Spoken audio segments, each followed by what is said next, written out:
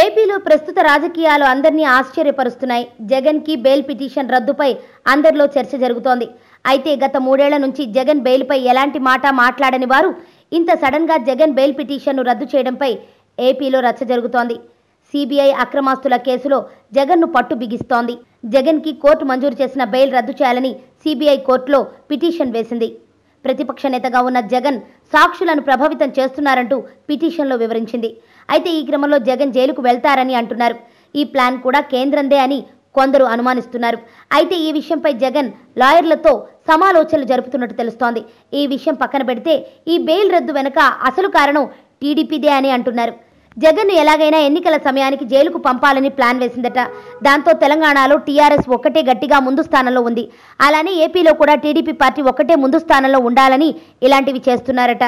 అలానే జగన్ జైలుకు పంపడం వల్ల తమకు ఎన్నికల సమయంలో ఓట్లు పడి మళ్ళీ అధికారంలోకి వచ్చే అవకాశం ఉంటుందని, లేకుంటే జగన్ను ఎదుర్కోవడం తమ వల్ల కాదని టీడీపీ భావిస్తోందట. అందుకే జగన్ బెయిల్ రద్దు చేయాలని సిబిఐ కోర్టులో పిటిషన్ వేసింది అని అంటున్నారు. ఇక 2019 ఎన్నికల్లో అధికారంలోకి వచ్చేది వైసీపీనే అని ఆ పార్టీ నాయకులు అంటున్నారు.